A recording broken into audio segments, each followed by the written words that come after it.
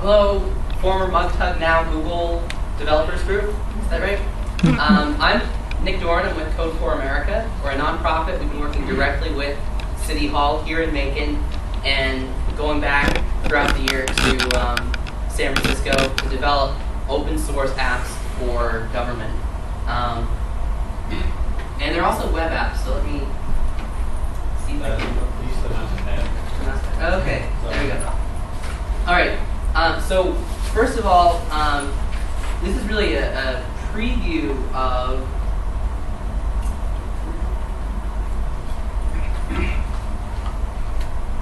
our event. We're going to be doing an event here on Thursday, this Thursday, 6 to 7:30 p.m. with pizza at the CCJ.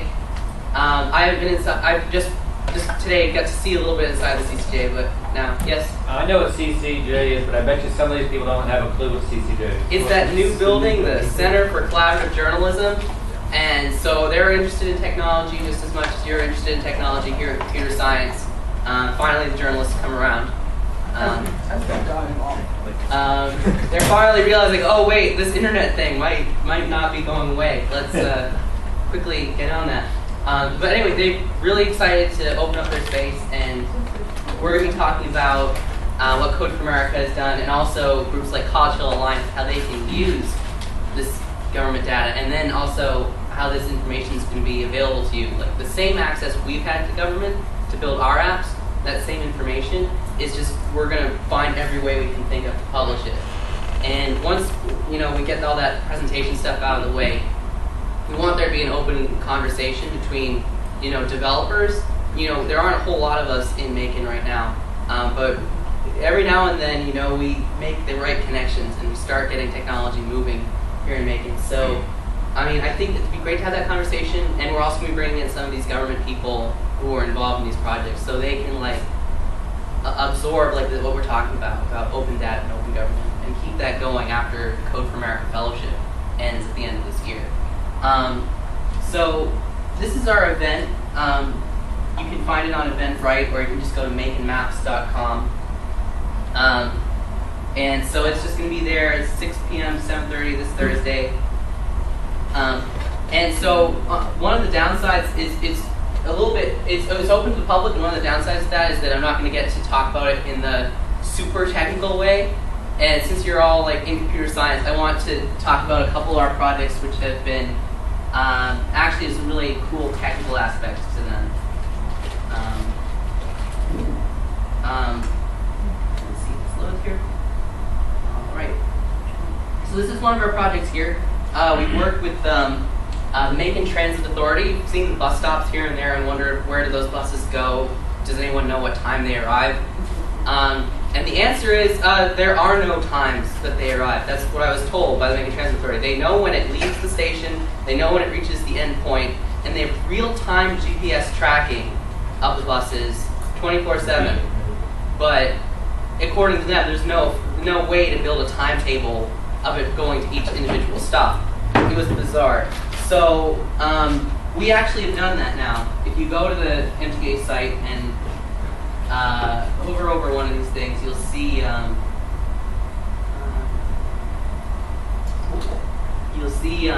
the next inbound time or outbound time if there is one. Let's find one. Yeah. So I actually take the Route 5 into work now that I'm living out there. So these give you an idea of what time does it come inbound and outbound. And the way we were able to get this data is we found the bus stops from Middle Georgia Regional Commission as a map, shapefile, and we found the bus routes also from them.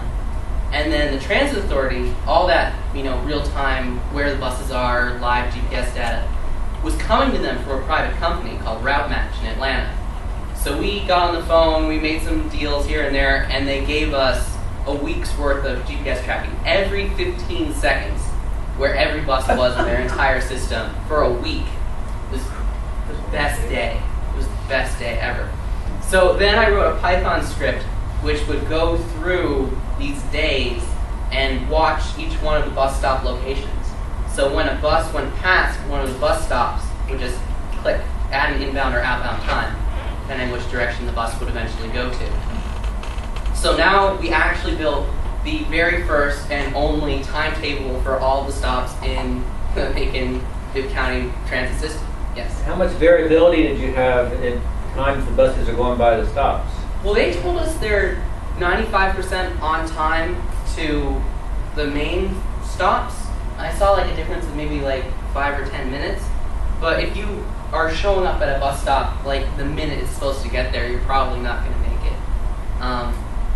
I've been thinking I should roll them back maybe like 5 minutes just to be certain, or averaging or something, but it really just helped to look at a couple of these different days and see that the times for a lot of the stops just lined up perfectly. And one of the best things about this is we actually found a couple of errors on the official map. Let's see.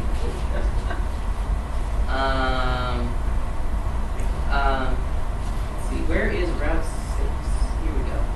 So, have any of you heard of this neighborhood called Village Green? It's in southwest Macon. It's this area right here. And when I was watching the GPS tracks of these buses, if you can call it that because it's a Python script, I didn't see any times for these stops. So I actually made it into an animated Google Earth KML file, which we're publishing all this open data very soon. So you can actually watch the trace of the bus and where it went. And it goes around this loop, but then down here it turns around and heads right back. So I actually talked to the transit authority yesterday, and they said that Village Green is so dangerous that people threw rocks and eventually shot at the bus, so they changed that route. So it turns out that the Middle Georgia Regional Commission, which is supposed to be the GIS authority of all of Middle Georgia, did not know that this line and these stops were actually deactivated.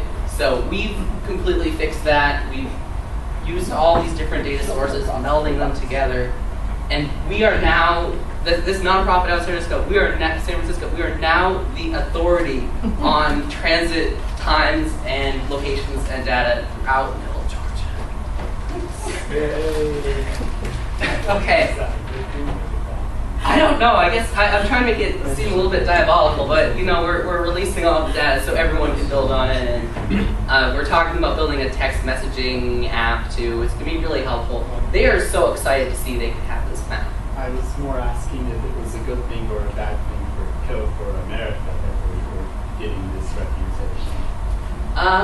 So I mean, we're starting to hand this over. I met the guy who designed the website because he had to add our map to it, and it was just amazing. He was just really curious about everything that we were using to make this work, and he wants to keep it running after we end our project.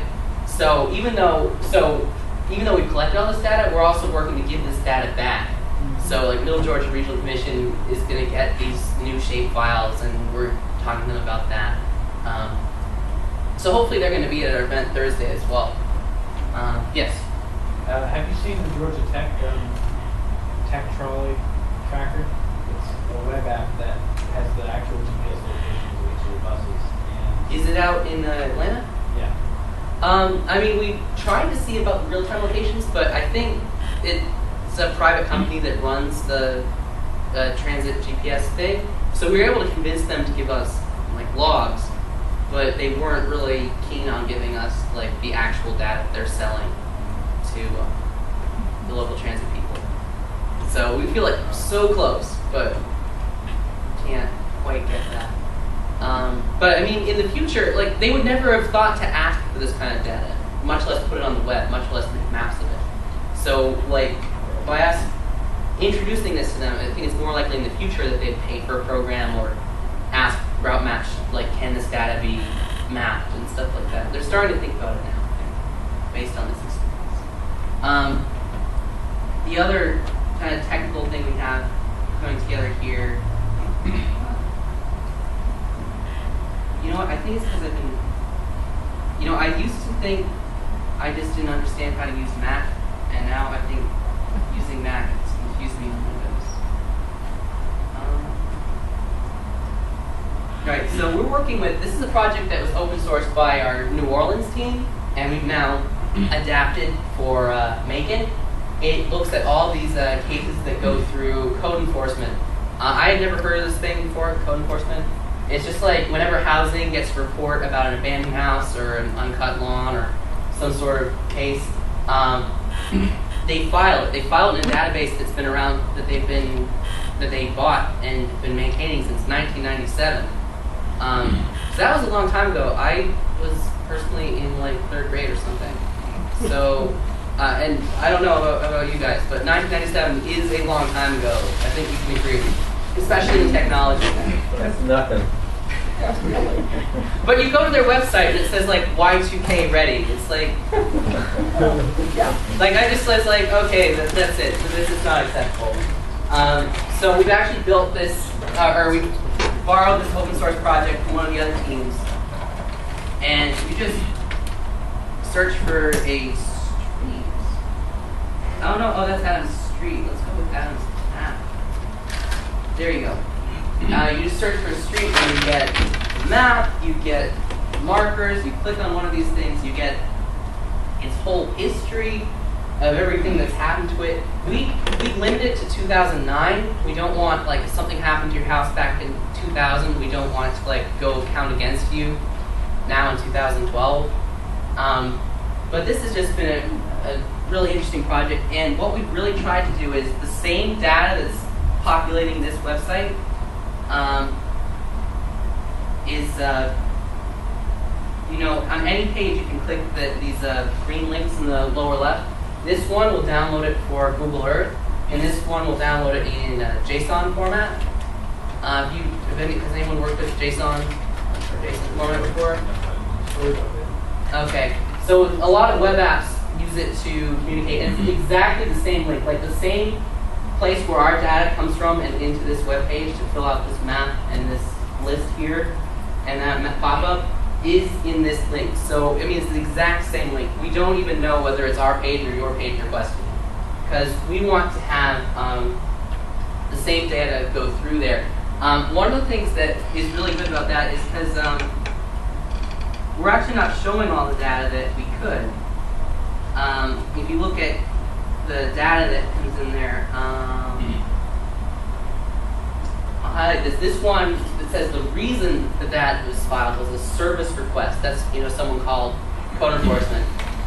So you just see a lot of them that say service request, but sometimes you'll see a city councilman in there, or you'll see like somebody's name or like city or county, and so we asked the city, like, should we be mapping like who's in the lead, like a city councilman, like reporting housing cases, and they're like, oh, well, let's not get into that. But we do like this opportunity. We are sharing that data with you.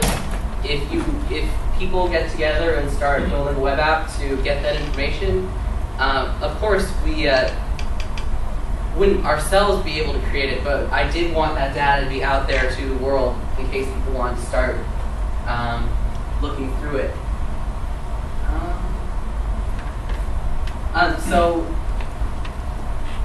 So that basically, I don't want to go on too long about this app, but since we do have all the data going back 15 years, it's actually 65,500 reports with tons of information. Have you heard of this thing called the Google Prediction API? All right, so I haven't seen it used a lot, but if you think about like how spam reporting works, I mean, the spam filter on Gmail is just that good because it looks at text, it looks at all sorts of different things in the email, and it uses that factor to decide if it's spam or not. And if you look at like, if you're browsing with Google Chrome and it says, oh, this page is in Estonian. This really happened to me, and it's on the page. It's like, this page is in Estonian. Would you like to translate it? Like, how did it know that page was in Estonian?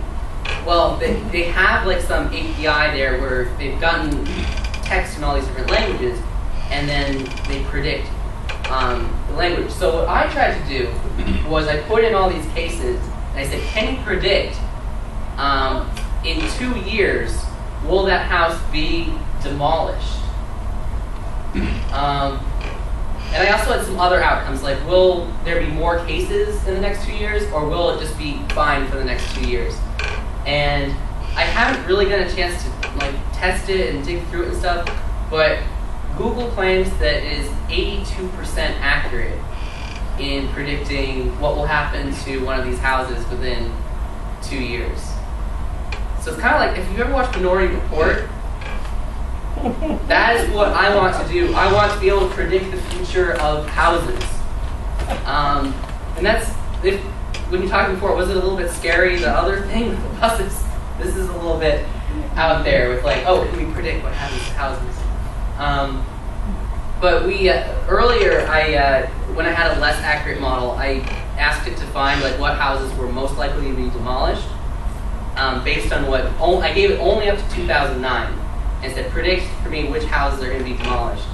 And then I looked those addresses up in Google Maps. And it wasn't every house, but it was a lot of houses that were like no longer there on Google Maps. It just feels really good when you put some data into something and then it says, and then you look at it in Google Maps and there's no house there. But we don't really have like a web interface for it yet. It's still.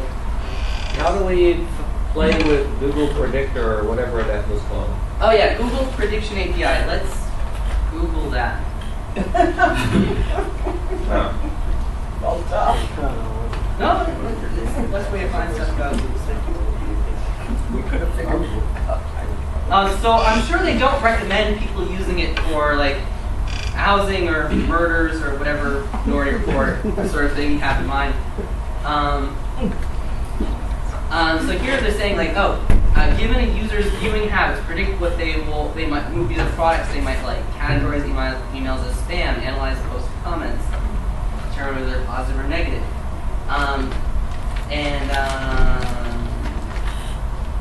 Maybe we could do that. Let's see. So these are the examples they give. If you've ever done data in like CSV before, it's really just a CSV file where like the first column or the first thing before a comma is like your outcome. So this one says if this person is likely to buy wine or not buy wine. In our system, it just says demolished, no violations, some violations. And then everything right of this is all of your other columns. So it could be text, it could be numbers. One of the things that's disappointing is it doesn't think from one to the next. Like if I was making my very own like prediction program, I would say, well, if a house goes from some violations to like a really serious violation, like people are towing cars out of the yard and repairing the streets and stuff, like then that house is at most at risk.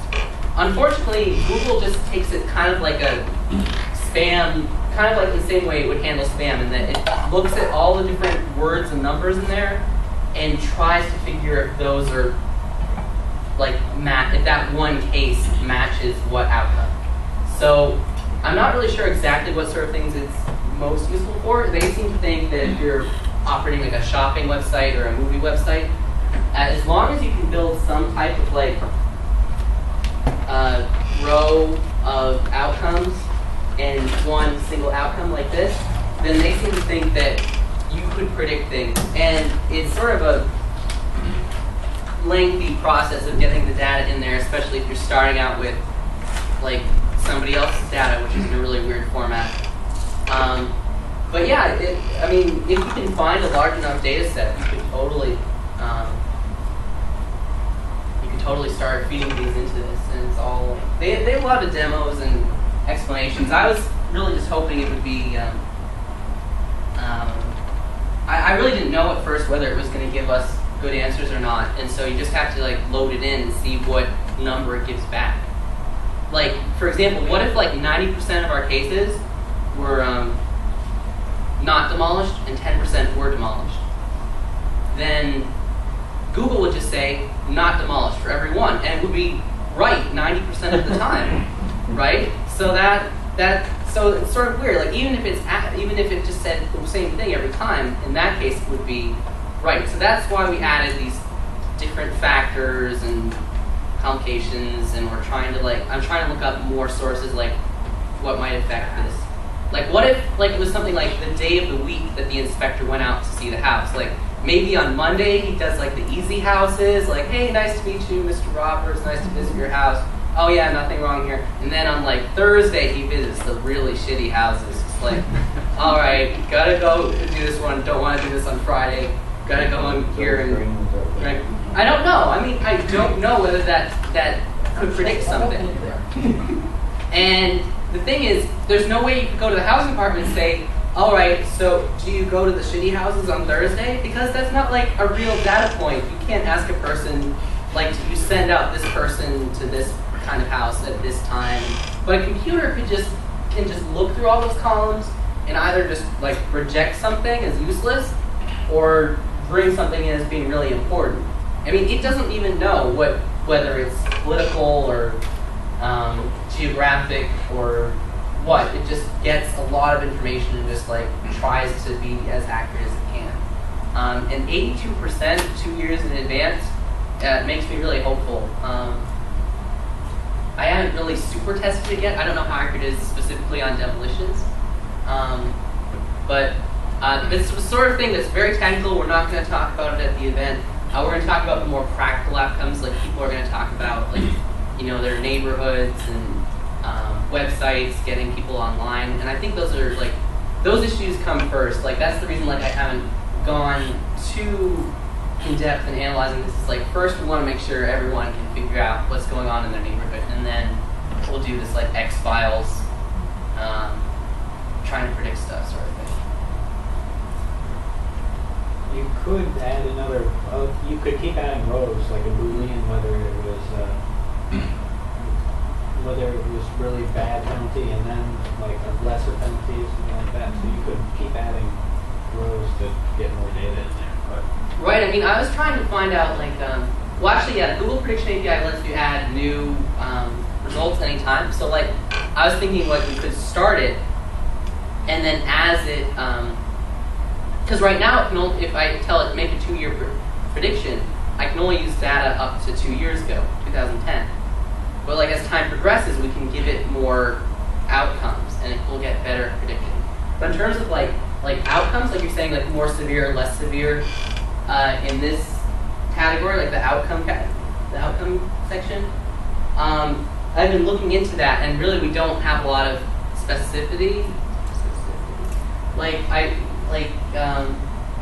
if it goes on the condemned list, like there's I think it would be really important, like if you knew a building was put on the condemned list, that's like a surefire thing that building is going to get demolished someday, almost certain. But we don't have that. They don't put it in their database. They opened it up in an Excel sheet for me, and then right away she closed it because she said, somebody else could be trying to save it, and we can't have two of the sheets open at the same time. And so you just be like, okay, and just like write down the note like, oh my god. But no, we're going in the right direction, I think. okay, well thanks, Nick. All right, sure. Sorry to. I hope I didn't take up too much time. I'm really excited. I have an Android phone, so I'm excited to hear about Android development. Alright, so this week I have my laptop, which has actual up-to-date API on it. And also I have my phone with the drivers. You can actually you probably have to go download your drivers for your API. I think I'm going to go reasonably fast through this if no one is following along. So it's fun.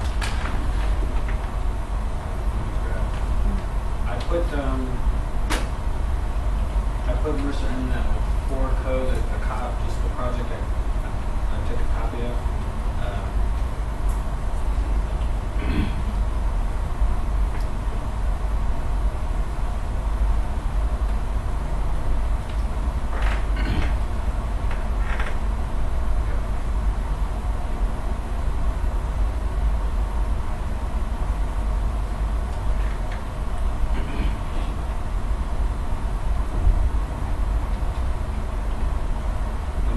Start from that project.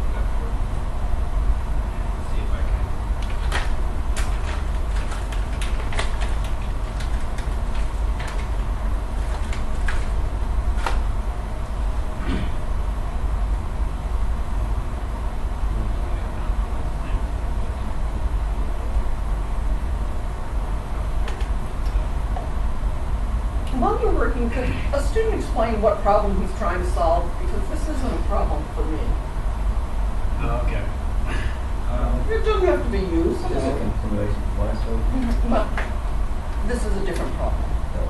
Is this the one about having to log into the internet every single Yeah. time? Basically, every single time that you turn off or close your laptop or whatever, you have to go back onto the internet and type in your information and log into the system. It's an annoyance. Yeah. Yeah. Especially when you're in the middle of trying to watch Netflix when it times out. Yeah, that's Now, does it actually time out? So there's a timer on it? It does. if It you- does if you time leave it- out, but it's a long time. Yeah, so if you've been using the internet for a while and you're in the middle of something and it just happens to run out, then If your you have to computer, hurry up and if do your something. computer never sleeps, Yeah. then it lasts. I a long almost time. never turn mine off. So, Well, yeah, it does. It does. After that. I have to ask, does BitTorrent work? No, they No? block torrents. They block torrents now? They did this at my Travelodge thing too. Well, that's why I've got my sister's boyfriend found a pro tether app or something, and you can withdraw to your mobile network.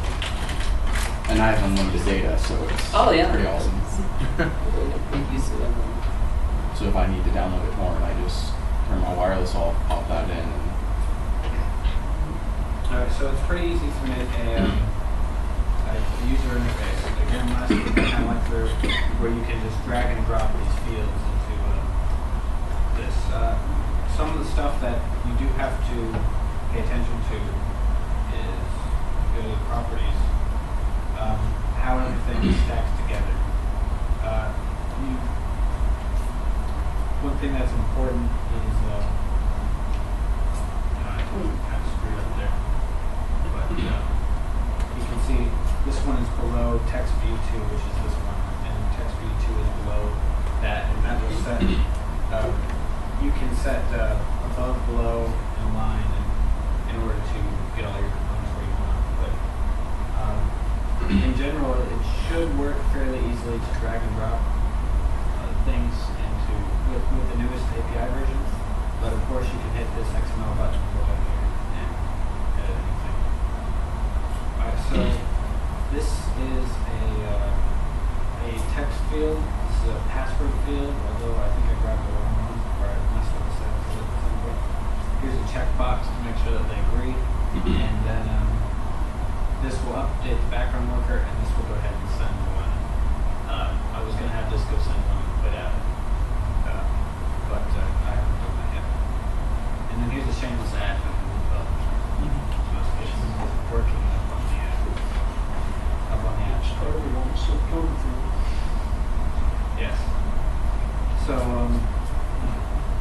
this is Maybe while I'm thinking about it, if this is going to go public, and you say in CSC 204, people think CSC is Connell Student Center. oh, CSP. it's CSP. Okay. FYI. Ah. We were CSC first. I know. You might have the same problem. Okay, well, maybe next week I'll go find CSC 204 and put A sign over there. a sign over there. But, alright, so again, all of these, so we have our manifest right here, and all of these have an ID, which you can refer to from your Java files, and then properties. So if you want to change your property, like you want to disable this, you can go down here, and there's an enable button.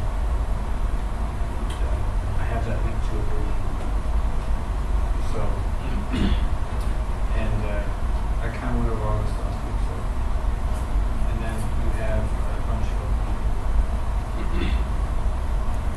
resources down here with all of the. Okay, well, let me go to the main app. And unfortunately, there's a bit.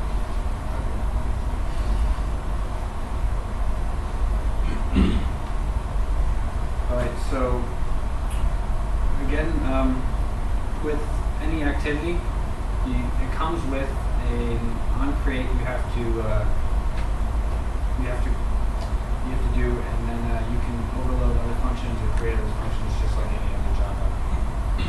So I have an onCreate, and then you have an onCreate options menu. Those are mandatory. And then I also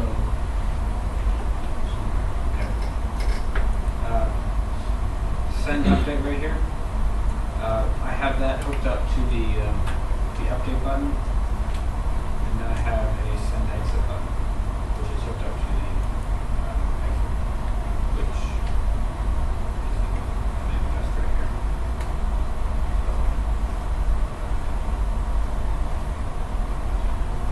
So button one, on click, you just type the name of the function right there, and then in the associated Java file, you can just put a function with void that takes a view to catch that event. So it's pretty simple. Right. So let's talk about the values. Well, okay, let me show you. Sorry about that. So I can hit this button right here, and it will go ahead and should. So there you go. I have the app right here, and it's already preloaded my username and password, which is not filled out. And then I can hit the go to work button and then the update button, and I can toggle that checkbox.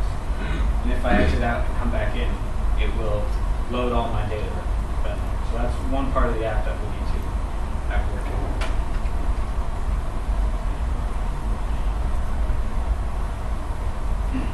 So the saved data, there's a couple ways to do that. The default one is called shared preferences, and there's a preferences folder specific with the with your app. So if you go get default shared preferences, this will load that. And this shared preference file, you can add any sort of variable you want and just stick it in. Well, basic variable. So here I go and find my username and password text boxes, and then my checkbox, because these are the three values I want to keep persistent. So again, the user ID, r.userid.username text box, which is the name of it. It's simple to find the text box, and then it's the same with the checkbox right here. So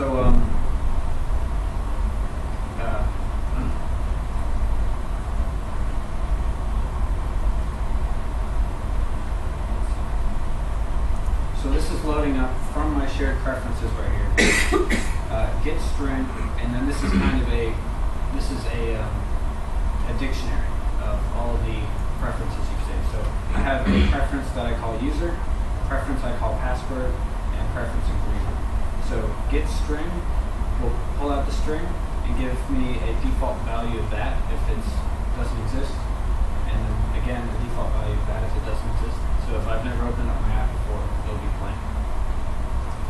And the agree button will be false if I've never opened up the app. And then I go down here and set the text boxes and the checkbox to the appropriate value. So that's a pretty simple way to load all the preferences. And this is how you submit the preferences. So again, you have to grab that shared preferences file. You go to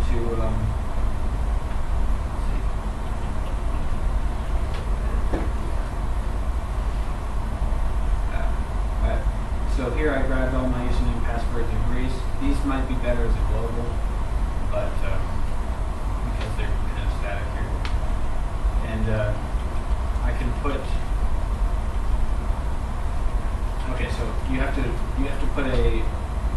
create a set shared preference, an editor in order to edit the preferences associated with a shared preferences. So I have to cast that settings.edit.put string or .put boolean or .put int, or you can put other data types as well.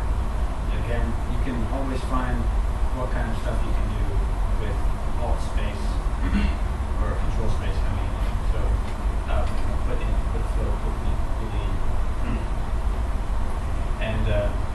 So here I save all of my username and password and agree to the shared preferences file. So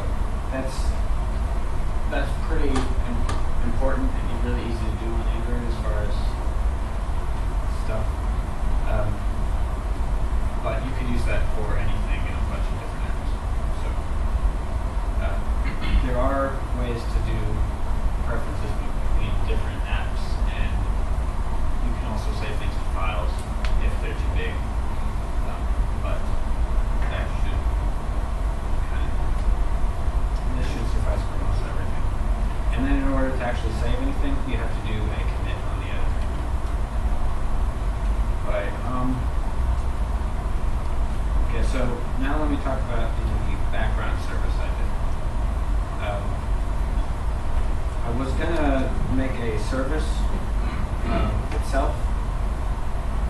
In order to do this, you can services kind of run alongside of activities. Activities being screens that pop up, and you can have one that runs in the background even if your activity disappears.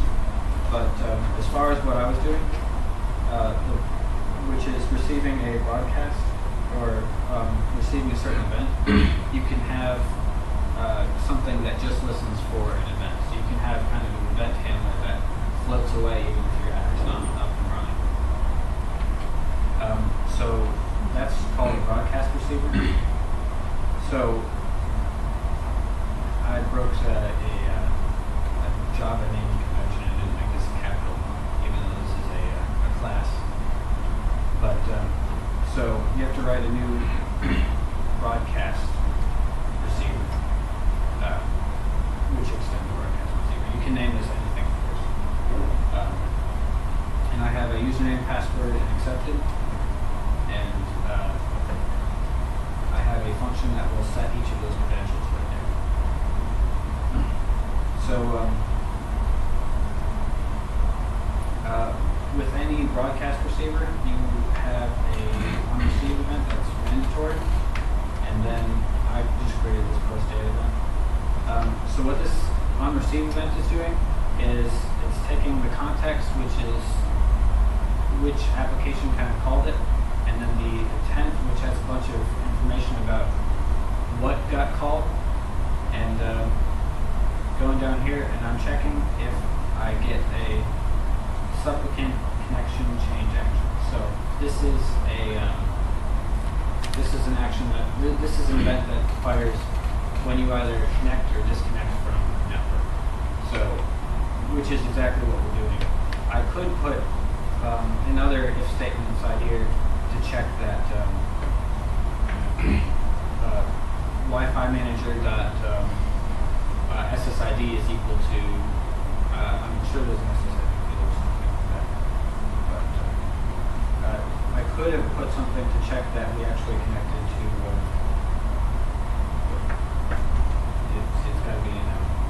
It's got to be a different boolean to get, but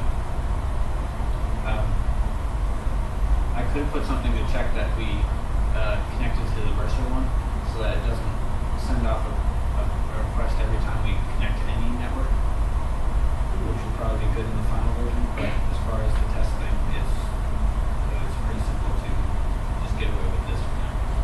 There's no problem in sending a post form to some random thing. It just won't work. It won't be able to connect with 1.1.1.1 probably isn't defined everywhere. So this is what happens if you connected to it, and then this is what happens if you lost connection to it. I can remove that else, but and then I have a post data event, which is the same as this one down here, and that's what the function I have to post the data to the Mercer's network. All right, so after you make a broadcast receiver, there's two other things you need to kind of do to set it up. You need to define one. So I have an instance of one called the receiver that I have over here, and you have to set up an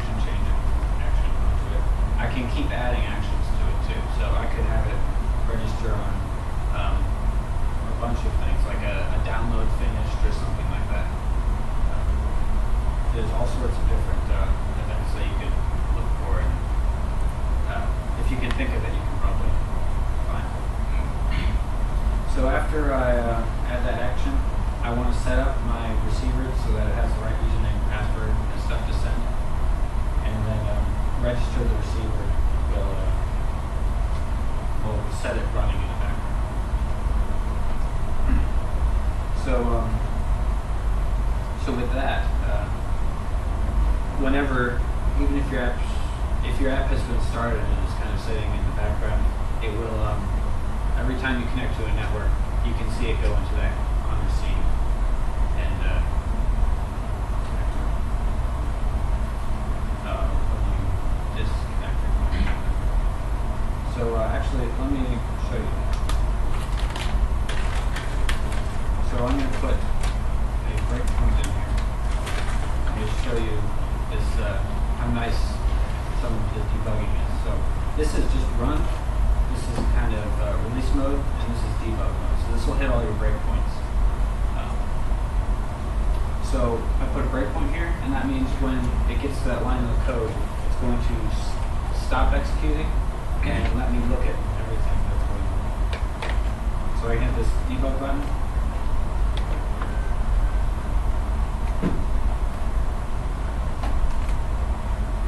And you do need debug mode and a couple other settings.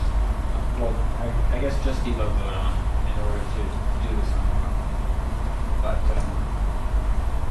so I don't really want to do anything to the app right here. But in order to get to that breakpoint, I need to disconnect from the Wi-Fi. So disconnecting right there, and we should see it pop up soon.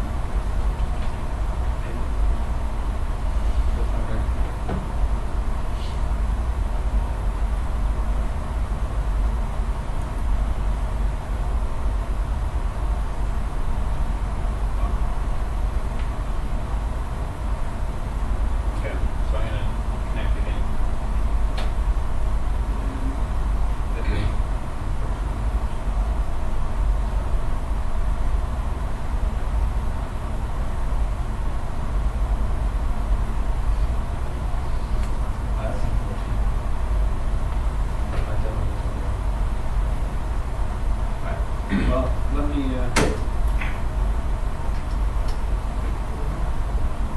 put a breakpoint somewhere else.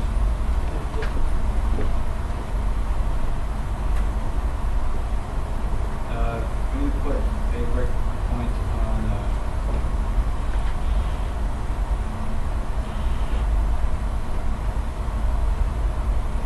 on the send update button. So this is where it will share all the preferences. So that's this button here. And if I hit update, it goes into debug mode on clips. And now you have a couple options to walk through this. So this right here will step over function, and that'll step to things like this. This one will skip out of function. So it will continue running until it exits out of step update, which is this function right here. And then this one will go into a function. So I'll do that in a second. So I want to keep going. One thing to note is that you can hover over anything and see information about it. So I just set the password right there. And I can see that.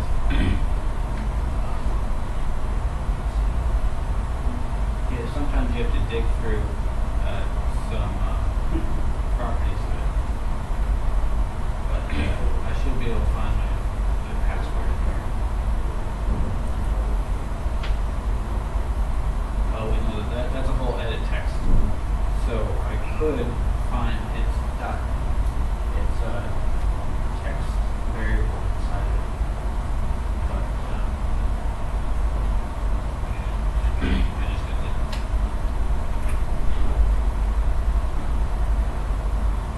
And so now I'm going to jump into this function. So this function is defined in broadcast receiver. And hitting this button will go debugging.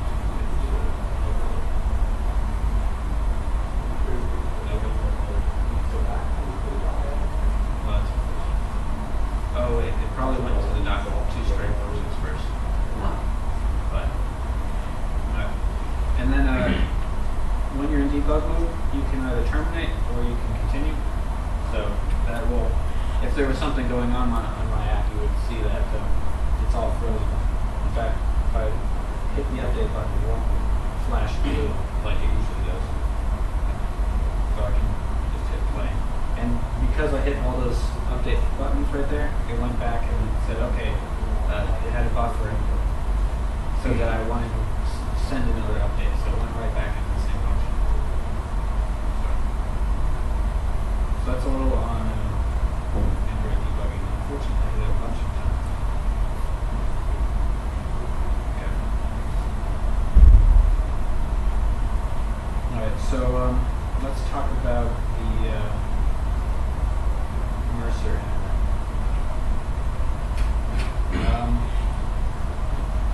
Let me open up one of. So everybody knows this screen right here. This is a form, and forms work on post events. So there's an event when you call a web page, that's a get event, and there's a post event where you submit data up to it. So, well, let me show you this. So you can hit Control-Shift-I and open up the That's resources. all right. So this is great to see. So long as we, Any information you want about a certain so long as we page. get. So I can see that this has a JavaScript called login JavaScript right here, and I can go in and just look at the JavaScript and see the submit action that it does. I'll get back to this in a second.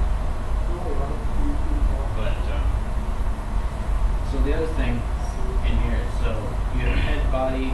Most of you are probably familiar with a little bit of HTML, but I've got my form here, and it's a method post, and there's the URL for it. So when I send a post event, I'll be sending an event to that URL, which is actually 1.1.1.login.html.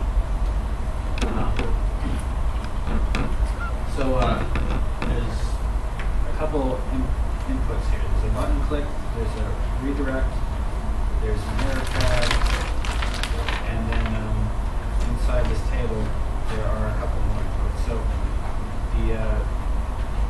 there are two more inputs in there, which is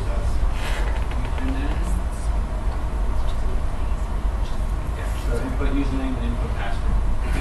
So these input.name are the things that you have to submit to the website. So you can see here that the requirements are that you need a button click, you need a redirect URL, and you need a submit as well.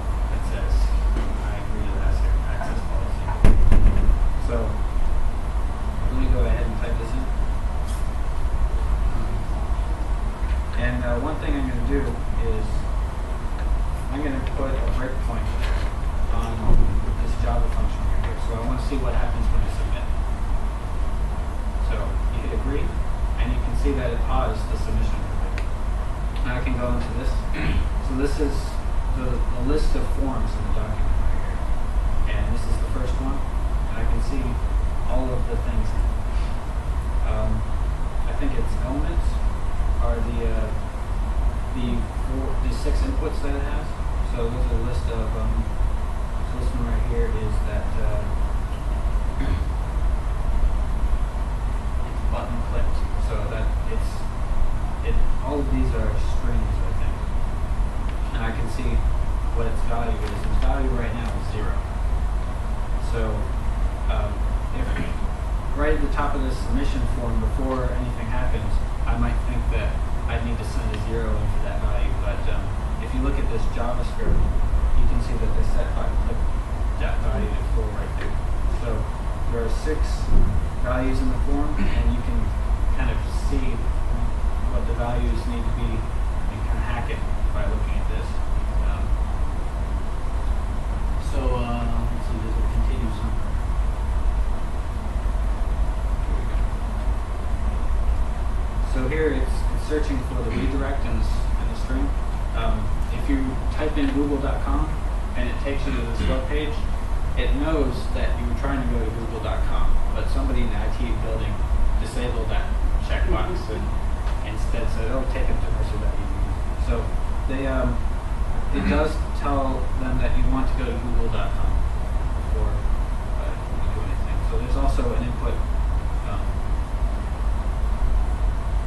redirect URL value that is the place that you actually want to go to. And then button click value has to equal 4 for some reason. And then look at it. You can see what the value of that last element is. So this is the one called submit. And its default value is I agree with access to Mercer's internet policy, which is interesting because they included every other thing like that. And then you can just keep going, and that will submit the form over to Mercer, and we're going to keep going. So that's some of the stuff involved with accessing it. And I'm going to go ahead and go do that on the Android device. So I made a function called post data that'll do it. So I put a breakpoint on my send to exit. So I'm going to go ahead and jump into the code there.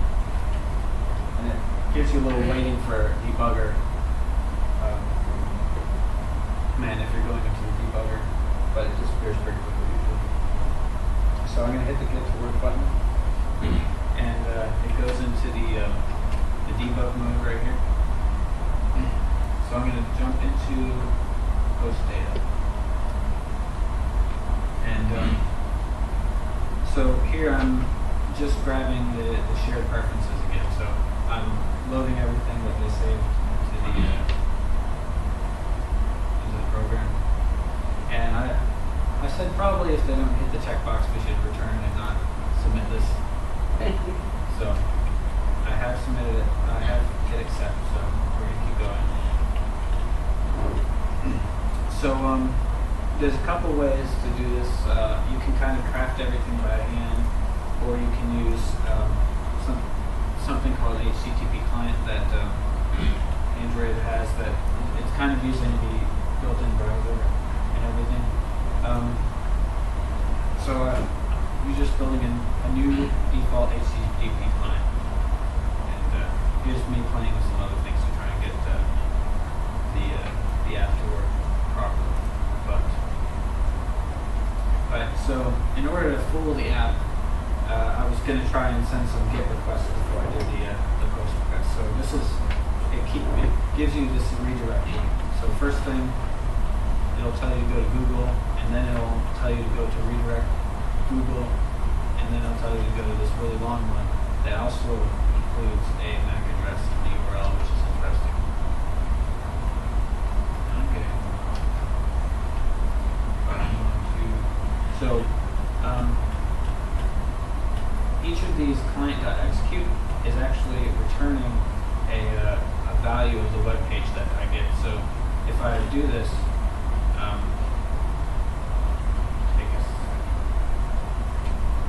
I think I screwed it up.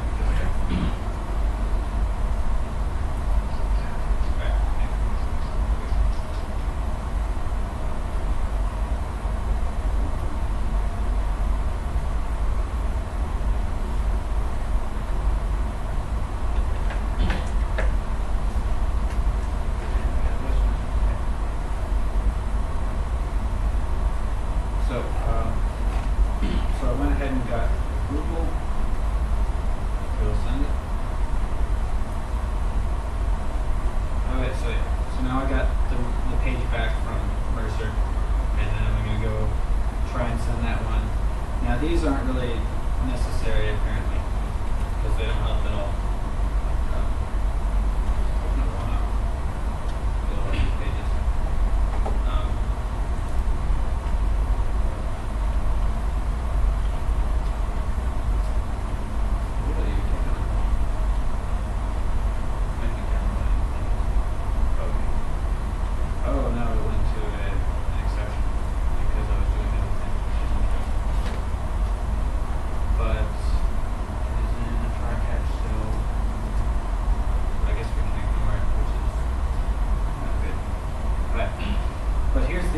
The post command. So that was just to try and trick the internet into thinking that we're an actual browser instead of just a command line kind of script. URL is the same as this URL, but this one doesn't get recognized by the certificate, so you can have some problems there. It is an HTTPS, but using this HTTP client, it works just fine. It will handle it just like anything else. So this is a post request, and you make a new HTTP post request at the URL that you're going to. We saw that in the form, it had the value was for this URL right here. So that's the one we want to send it to. And then in order to send it in, you're going to need a list of name value pairs, which is kind of a key value pair. It's just a name and then a value associated with it. So it's like something you plug into a dictionary. And so now I'm going to go ahead and add a bunch of these things into it. So we saw that button click needed to be 4, redirect URL can be anything you want. Error flag needs to be 0, and my username right here is 1591456, and then the password gets loaded too. And then you also need to say that you agree with the access policy. And now this will set each of these things as that post data.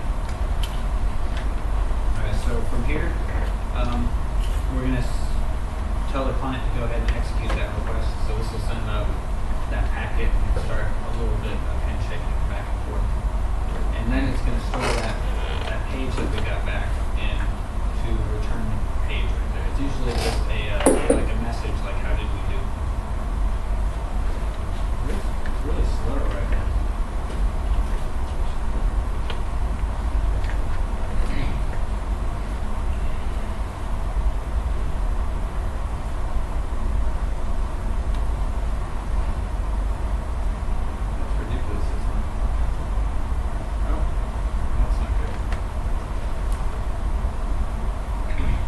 Something happened with my client because I'm in debug mode and a lot of things I'm spending seconds to do things instead of a really short amount of time. But I'm going to remove a couple of these breakpoints and just let it run through and see if it will go ahead and get all the way through.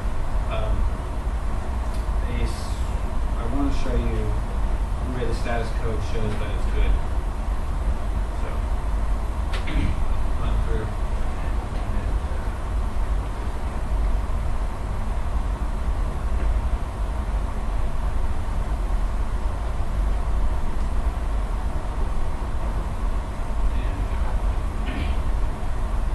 Alright, so here's where we can see the errors. So, we can do a little bit of debugging. Unfortunately, I must have changed a little something.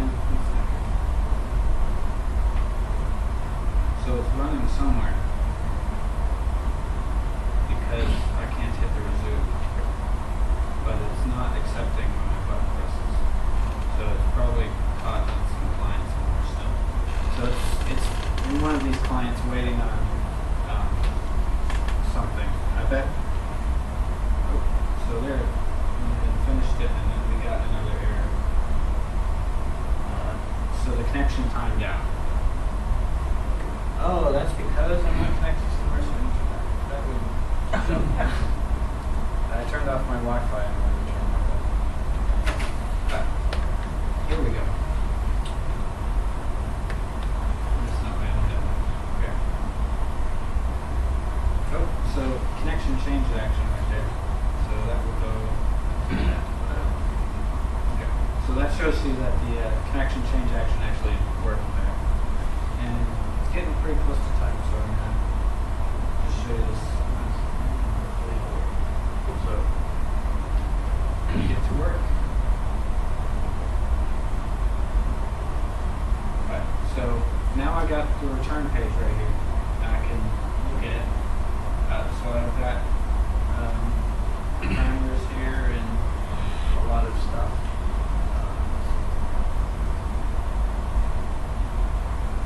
Alright, so this is my status that I got back. I got an OK, which is a status code 200, which is all good. So I put a little if status code is equal to 200 right in the log, and the log prints out down here. So I just got OK status, and then it's going to print out the whole page associated with that. So this return page is the whole web page inside of it. So it's buried in there, but I can print it out in just a second. So I've got HTML and then a bunch of stuff in here. So I think my problem is that I need to go into here, run a couple of these scripts, and continue doing other things. Right now, my HTTP client doesn't have, it doesn't do redirects. So I just get a response back. So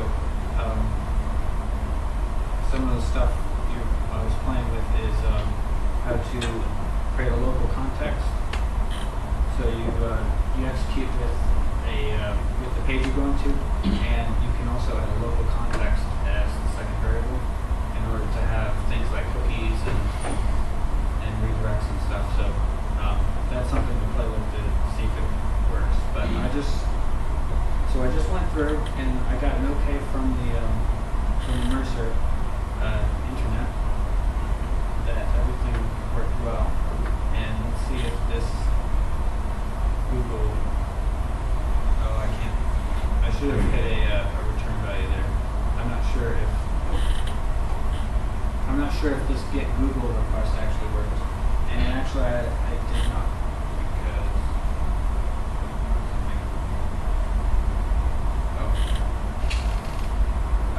one thing to watch out is that you have to put the HTTP // here. So that gave me an exception because you need the processor, Windows, and stuff on it. So, but well, that's what I have so far, and unfortunately, if I continue, it won't let me. You also have another class now, don't you? Yeah. So if I go here and I go to my internet and pick a bookmark like Amazon.com, it will still take me to the web page, unfortunately. So the next step is to go back through those that web page I got back from the submission and look through that web page and keep going down the rabbit hole, I guess, for of Mercer's authentications. If anybody, I'll put the code for this up there. I might clean it up a little bit on the website, GDG Mercer U, and hopefully. Alright, last thing before we go, do we have anybody that wants to do something for next week? I was looking to Google Code, so something like that.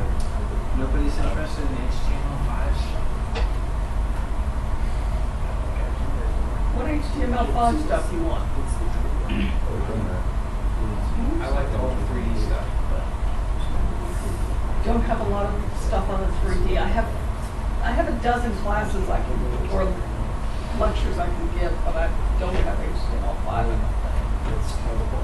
Or it's 3D. I'm sure that we could get Dr. Bounce to do something like that. Dr. Pounds is not going to be able to do anything in the next couple of weeks. He's applying for promotion. And there's a real mean woman on the promotion committee, so he's, Who's that? yeah, I know. Who could it be? So he has to get his paperwork really in order. He'll kick you off. Yeah.